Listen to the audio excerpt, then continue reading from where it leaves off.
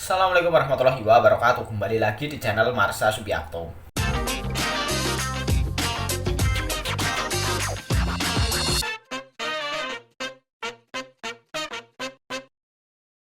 Pada kesempatan kali ini kita akan kembali membahas informasi menarik. Kali ini kembali berkaitan dengan Undang-Undang ASN ya. Undang-Undang ASN yang baru disahkan pada tanggal 3 Oktober 2023 kemarin. Jadi tentunya banyak dari para tenaga honorer yang berharap dengan adanya pengesahan Undang-Undang ASN yang baru ini, para honorer bisa lebih mudah untuk diangkat menjadi ASN. Tetapi kemarin kembali ada berita menarik berkaitan dengan hal ini. Jadi ada salah satu ketua forum honorer yang meminta agar para honorer tidak terkecoh dengan adanya Undang-Undang ASN yang baru. Artinya para honorer tidak boleh terlalu berharap banyak dengan adanya Undang-Undang ASN yang baru ini. Sehingga teman-teman honorer tidak kecewa nantinya jika walaupun sudah ada Undang-Undang ASN, tetapi harapan dari teman-teman tidak terakomodir secara sepenuhnya gitu ya.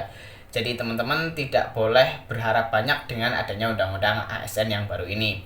Tapi nanti kita akan coba lihat beritanya ya, sebenarnya apa alasannya kenapa Ketua Forum Honorer K2 ini meminta agar para honorer tidak terkecoh dengan adanya Undang-Undang ASN yang baru ini. Tetapi tentunya kembali lagi saya ingatkan bagi teman-teman yang tertarik ingin membeli buku sebagai bentuk persiapan teman-teman menghadapi seleksi CASN baik itu CPNS maupun P3K di tahun 2023 ini, teman-teman bisa cek link yang ada di deskripsi video ini.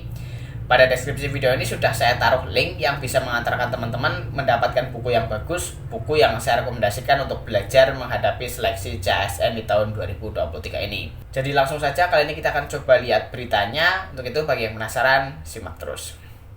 Oke, bismillahirrahmanirrahim, langsung saja kita mulai. Jadi inilah berita atau informasi berkaitan dengan honorer yang tidak boleh terkecoh ya dengan adanya Undang-Undang ASN yang baru. Diberitakan oleh cpnn.com, judulnya honorer jangan terkecoh dengan Undang-Undang ASN baru, apalagi berharap diangkat PNS tanpa tes.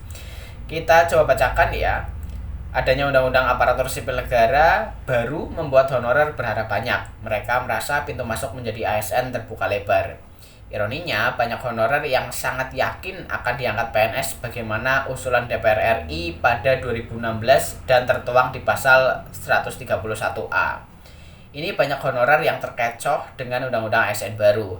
Dikira pasal-pasal yang dahulu tertuang dalam Undang-Undang ASN baru, kata Dewan Pembina Forum Honorer K2 Tenaga Administrasi Nur Baitih kepada cpnn.com Selasa 10 Oktober 2023. Dia memaparkan, selama penantian 7 tahun, Undang-Undang ASN baru akhirnya disahkan. Ini peristiwa terbesar buat para honorer, karena sudah ditunggu sejak 2016 saat revisi Undang-Undang ASN masuk di Badan Legislasi atau Balik dan akhirnya pada 2020 masuk di Komisi 2 DPR RI. Dengan disahkan Undang-Undang ASN baru, lanjut Bunda Nur, sapaan akrabnya, honorer juga harus cerdas, jangan langsung menyimpulkan sendiri dari berita yang beredar di luar. Kalau draft lama di 2016 saat pembahasan di Balik memang masih pakai pasal 131A yang menyatakan penyelesaian honorer sampai batas waktu Januari 2014. Ingat ya, itu draft lama saat pembahasannya masih Menpan RB Asman Abnur tuturnya. Nah, Undang-Undang ASN baru yang disahkan 3 Oktober 2023 tidak ada pasal 131A. Walaupun pasal tersebut dihapus, ujar Bunda Nur, pemerintah dan DPR RI mengakomodasi tenaga honorer di pasal 67 yang berbunyi bahwa tenaga non-ASN wajib diselesaikan penataannya paling lambat Desember 2024. Dan jelas, pengertian penataan itu adalah melalui tahapan seleksi, verifikasi, validasinya oleh lembaga berwenang, terangnya.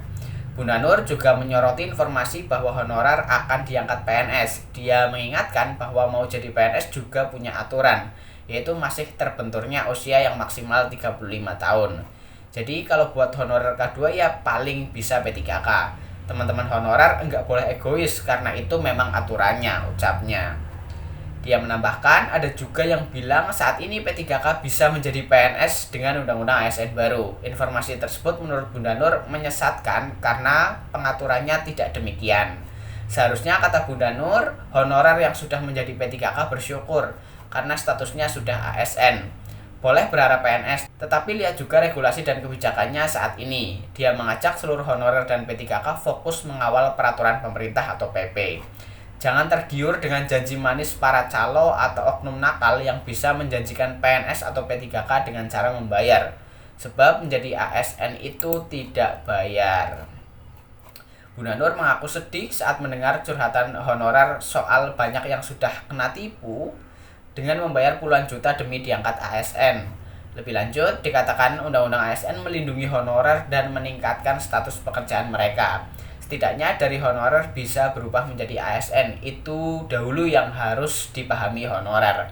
Sekali lagi saya hanya mengingatkan teman-teman jangan tergiur janji palsu dan sabar saja mengingat janji Menpan RB Azwar Anas bahwa 3 bulan PP selesai. Makanya saya yakin setelah selesai reses anggota Komisi 2 DPR RI, PP ini akan dibahas intens di DPR jelasnya.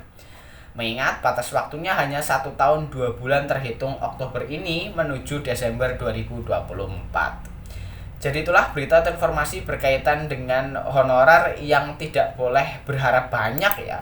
Apalagi berharap untuk diangkat menjadi PNS tanpa tes. Karena sejatinya Undang-Undang ASN yang baru tidak ada pasal yang menyebutkan terkait dengan hal tersebut.